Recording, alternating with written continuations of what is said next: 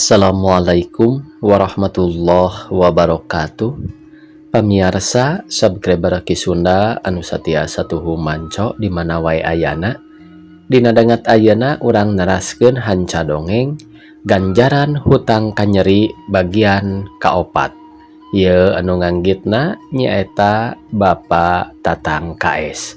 Sumangga supados teu nyangkolong teuing kana waktos wilujeng ngadangukeun.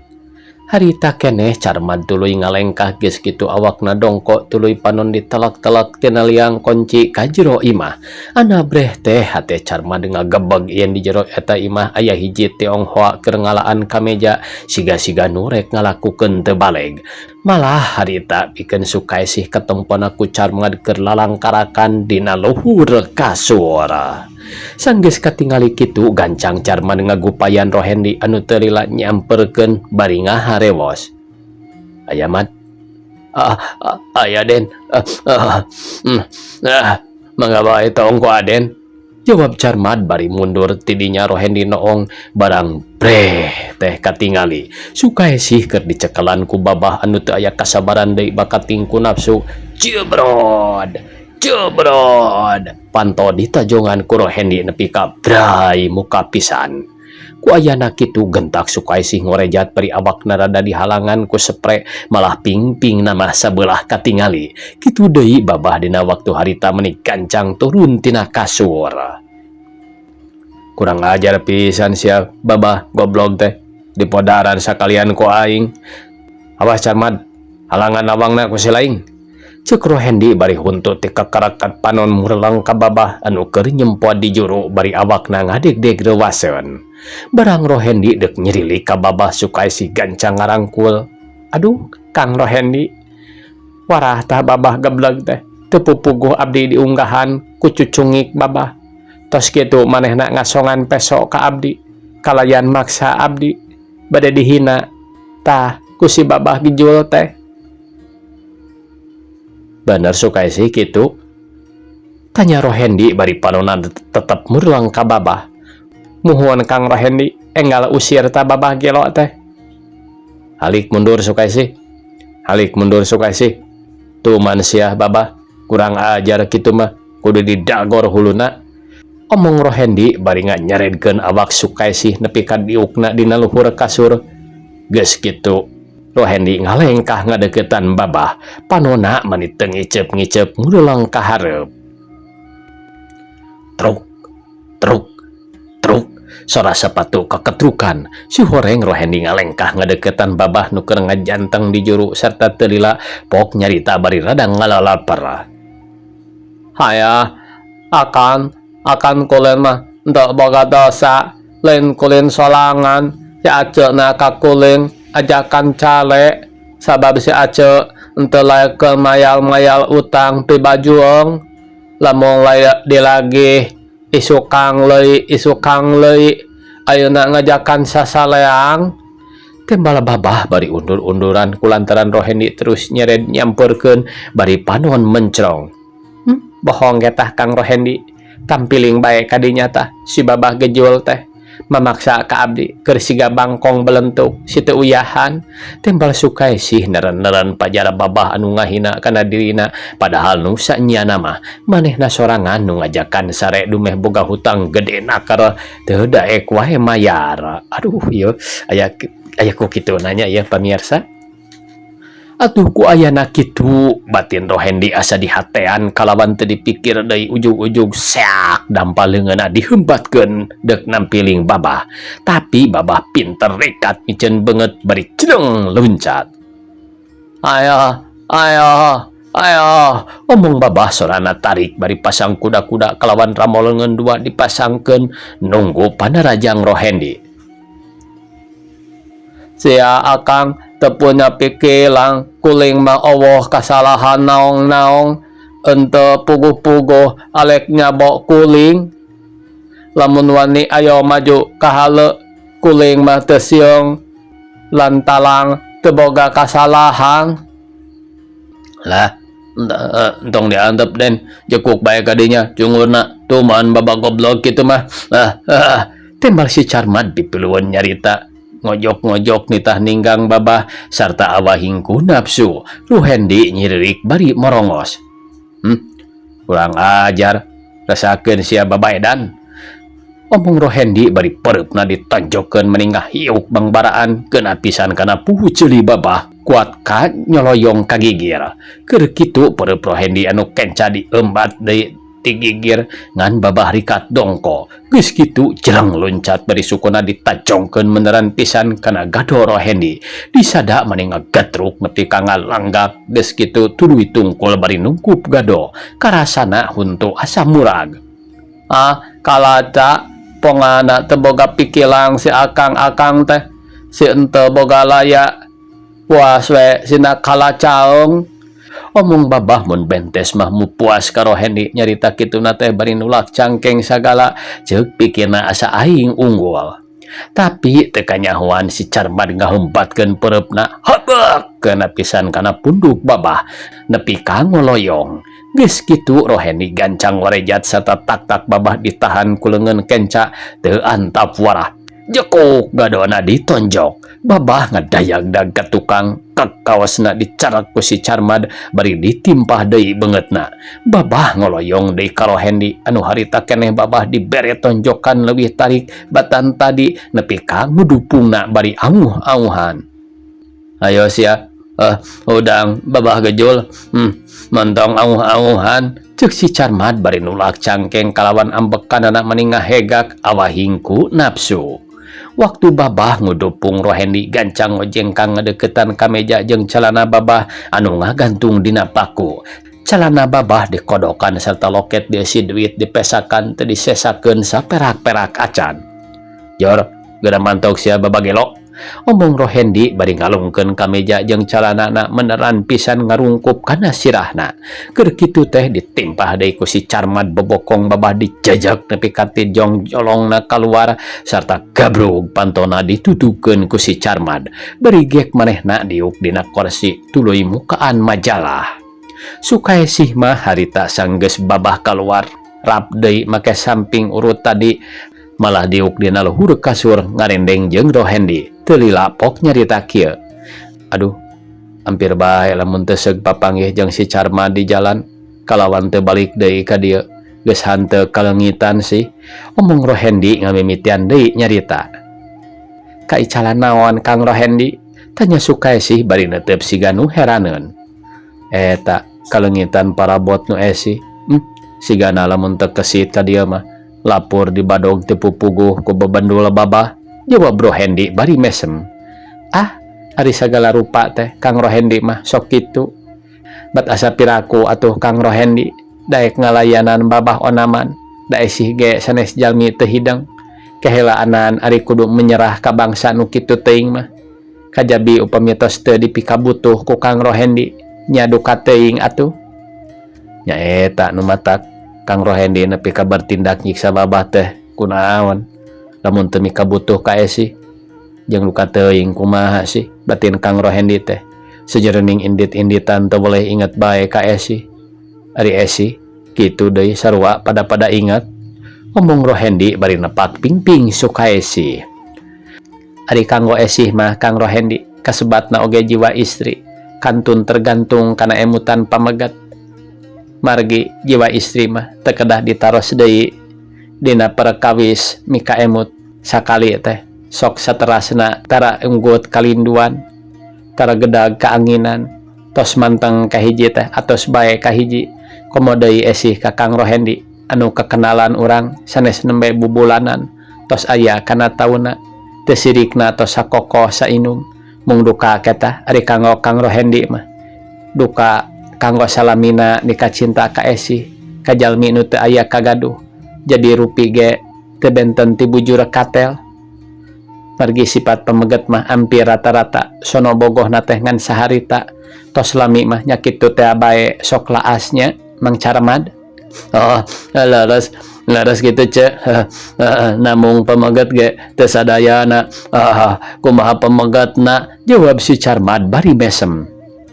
Tah, kitu mad bener kumaha lalakina. Da lalaki sama jel urang mah moal nepi ka kitu mika cinta ngan ukur bubulanan Sakali cinta tetap cinta, jawab Rohendi. Budina marah Mai asa dipangmenangkeun ku anak buahna. Mani aya kalem kitu sasauran teh, abong kena dipangmenangkeun ku Hopeng. Sakitu ge Mang Carmad mah bela pisan ngalemna. Tembal Sukaesih nyaritana di barung ku panon ngarindat ka si Carmad anu gawena keur nyenghel seuri beri nempuan gambar dina majalah sarta teu lila pok nembal. Atuh sawarana ceneng dakwan-awana oge kababah saanu bade ngalem upami teu di alem atanapi dipuji ku diri abdi. Komo upami seug Kang Aden masihan balen mah ka abdi kawasna langkung ti kitu. Si Badul mah bisa wae ngolona teh sing horeng ngalem sotenan ka dewek aya pandangan. Nya nuhun we Den, ari ngartos mah kantun cerengna. Omong si Carmad menta buruh ngalem dumeh tadi katinggalian Rohendi mesakan loket si Babah. Ayeuna kieu Carmad, omong Rohendi bari ngalaan sapatu. Perkara maneh hayang dibere balen ku dewek moal burung dibere, tapi kade yeuh aya tapina euy. Kusabab dewek kareudang hayang mandi itu baku maneh esian engke dibere keur meuri bako. Ngadenge ceritaan kitu ti Rohendi menang 2 menit mah si Carmad anggur ngahulang siga aya nu dipikiran, tapi teu lila manehna ngorejat sarta teu loba anu dipikir deui terus ngagedig ka tukang. Maksudna deuk nyumponan parentah Rohendi. Barang serog kacai si Carmad ngarandeg tuluy ngahulang deui bari gegeran dengan nyarita sorangan. Edas eta mah batur ari marentah teh sok teh jong kira-kira nu lain-lain bae. Rajeun arek mere balen kudu ngeusian bak mending arekan pisan ka bolon. Ari teh deui gogo sajabana teh aing butuh keur indung si Kucrit sok sieun ambak mangkaning adatna Den Rohendi teh sarua jeung batur. Sahawa kadua gaplok kawas nu koleng. Keun bae hayang nyaho rek digugu wates saparapat jam mah eueuh caian kitu bakna. Gerentes hatena si Carmad bari tengah-tengok kana bak geus kitu kalacat unggah sarta teu loba nu dipikir deui. Si Carmad ngadon nyolopa dina jero bak kawas uci ngarengkol.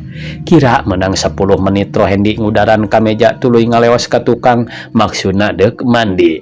Tapi barang serog kalawang manehna ngarandeg bari ngahulang dumeh si Carmad eueuh. Atuh Rohendi balik deui ka jero nanyakeun ka Sukaesih.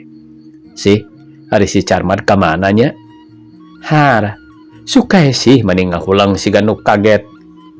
Sanes nembe teh dipiwarang ngalacai ngeusian bak. Nya dititah ngeusian bak ku Kang Rohendi teh. Ari kitu bet eueuh nakamana karelesna. Piraku kaluar mah da ka tukang eueuh jalan kahalangan ku benteng. Lamun kahareup piraku teu katingali jorelatna. Moal kitu ti kunclum mah. Wah, bet piraku teuing make sareng ti kunclum sagala manasina bolon. Najan ti kunclungna oge piraku teu kakuping ngagejebur. Tembal Sukaesih bari ngorejat turun tina ranjang tuluy ngaleos ka tukang dituturkeun ku Rohendi. Geus sidik yen si Carmad eueuh dicai Sukaesih gegerowan tarikna kalawan batina reuas sok sieun ti kunclung. Carmad? Kulan. Tembal si Carmad surana mani nyelengkeung bari tetep nyelegon dina jero bak. Di mana si laing teh Carmad? Rohendi ngagero deui. Ieu abdi mah Den nuju ngeusian bak. Jawab si Carmad tetep teu daek bijil. Ngadenge sora si Carmad bari eueuh buktina Rohendi jeung Sukaesih rungah ringeuh tuluy silih reret. Geus kitu Rohendi ngalengkah ngadeukeutan sumur. Ana breh teh si Carmad katingali keur ngarengkol dina jero bak. Atuh Rohendi lain ambek kalakah seuri maninya kakak. Tobat ari nu tolol. Nah lalampahan teh kabina-bina teuing maneh teh. Carmad kawas nu teu regejeg ngadon nyolopa dina bak. Na ari dewek tadi nitah naon ka si laing? Omong Rohendi bari ngah kai seuri samala Sukaesih oge milu seuri manis heeleun. Dumeh nempo si Carmad nyolopa dina jero bak. Kapan soro Alden teh? Tadi miwarang abdi ngalebetan bak atau skuatosna dilebetan ngadon nyebatkeun kawas nu teu regejeg. Nah kada kumaha atuh tembal si Carmad bari kaluar tina jero bak tuluy luncat. Belagug ari nu kitu ngaranna. Dewek manita ngeusian bakso tenan ku cai lain deusian ku si laing. Nah atuh aden sanes nyanggam ti tadi mi orang ngeusian bak ku cai gitu. Sanes ieu mah itu bak eusian ku maneh nya ari sacara abdi kitu derma parentahan ngagugu bae bak dieusian ku abdi dibelaan punduk asa ditekuk morongkol na jero bak. Tembal si Carmad samemehna pok nyarita teh make seuri ngaheula ngahihi geus kitu pok deui nyarita bade siram aden teh menggeus Carmad moal tulus maina oge hoream. Tembal Rohendi ka jero deui tuluy kebat asup ka kamar sarta rap di baju deui geus kitu gek diuk ngarendeng sakursi jeung Sukaesi. Ari si Carmad mah harita teh tuluy ngadaweung di luar hareupeun imah Sukaesi. Teu lila pok Rohendi nyarita kieu bari ngalengtak-tak Sukaesi. Lain kitu sih bet dipikir-pikir ku Kang Rohendi urang kikiaan bae geus taun-taun teh asa teu guna-guna. Malah sakapeung masuk mikiran maneh teu puguh ngadon milampah teu beda ti tabeat sato sakadar ngalajur nafsu ngumbar pangajak setan urang barat lain. Geuning sisinan tenen Kang Rohendi kagungan emutan kitu meuni sae waktosna nuhun bae tos kagungan emutan kadinya mah netelakeun tos tiasa ngabentenkeun antawis tabeat jalmi sareng tabeat sato. Danya kitu upami sato tangtos guyerna teh sareng sato deui sawangsulna tabeat jalmi atanapi manusa kada sareng manusa deui. Namung dina perkawis jalmi guyer sareng jalmi deui kedah aya tawis katalian ku undang-undang hukum anu berlaku di urang nyatana akad nikah tah didinya upami urang tos katalian nu sarupi kitu sigana moal tilalugina bade ngalakukeun naon-naon oge hartosna moal culang cileung sieun aya nu ngaganggu. Ku ayana kitu sawangsulna ayeuna abdi bade tumaros ka Kang Rohendi bade kumaha nya piharepan naha bade kikian bae atanapi naha hoyong sapertos nu disebatkeun tabeat manusia anu katalian ku hukum. Tanya Sukaesi bari neuteup beungeut Rohendi keur ngahulang kawas aya nu dipikiran. Nya eta sih nu mata Kang Rohendi ka dieu teh maksudna mah rek minta kaputusan ti Esi nah moal kaberatan upami ku akang sakalian dipihukum.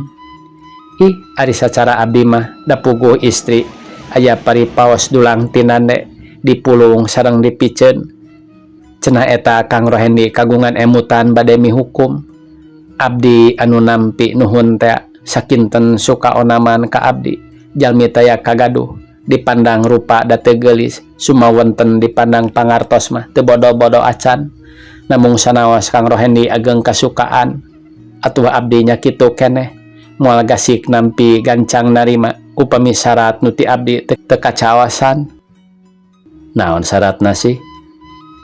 Syaratna mah teu aya sanes samodel urang bade ngala mipit kudu amit ngala kudu bebeja tah diri abdi oge teu benten ti kitu hartosna diri abdi kedah disuhunkeun heula kanu gaduhna nyatana kapun bapa sareng kapun biang oge di sampingna eta aya deui syarat anu langkung penting. Namung syarat nu sanesna mah moal waka disaurkeun ayeuna engke bae di mana atos katalian ku hukum. Kutan teh make aya syaratna sih perkara eta mah teu kudu dicaritakeun geus aya dina batin Kang Rohendi malah geus jadi angan-angan tibeh ditu keneh. Maksud Kang Rohendi hayang kalembur Esih teh ayeuna aya kecap kitu pisan ti Esih atuh batin akang teh bunga nu teu aya papadana teu beda asa nu gara cadas manggih emas geus kieu mah karigeletuk batuna kecebur caina nunggu-nunggu waktu nu mustari. Tapi ari kahayang akang mah hayang ayeuna mengpeung keur longsong. Omong Rohendi nyaritana asa ngeunah-ngeunah karakan nu ngadengekeunna malah nya eta pisan anu diarep-arep ti kamari ieu keneh ku Sukaesi. Eta mah teu langkung Kang Rohendi ari tos kaemut onaman bade ayeuna mangga engke mangga abdi kitu derma ngantos putusan nuhun ge ayeuna tembal Sukaesih bari mesem tanda hatena bunga. Ayeuna mah kieu wae sih ulah loba nu dipersoalkeun. Hayu bae ayeuna urang kalembur perkara syarat-syaratna kitu tong salempang. Moal mati-mati Kang Rohendi nyarita kitu lamun teu dibarengan ku hate gilig kalawan teu kauntup ku nafkahna. Tah pisarateuna nama geus nyampak ulah ham-ham ulah mangmang. Hayu bae geura beberes ayeuna. Tembal Rohendi geus teu dipikir panjang ngajakan kalemburna Sukaesih kalawan nyaritana kitu teh make nembongkeun cepuk nu aya eusian ku perhiasan. Atuh sarengeh bae Sukaesih seuri malah jeung arangkul sagala bakat mingku bunga anu harita keneh Sukaesih tuluy beberes. Ari Rohendi mah harita tuluy ngagerwan si Carmad keur ngadawung di luar anu teu leleda si Carmad nyamperkeun. Carmad, wayahna ku urang ditinggalkeun wates 2-3 poe mah kulantaran urang dek nyaba. Tah ieu duit keur maneh ngan omat bisi maneh ulin ka imah urang ulah nyarita naon-naon bisi nanyakeun keur dibere tugas luar bae kitu ku kapala. Manggal Den, keun kumaha abdi bae ukal ekolna teh ceneng mah jang beres.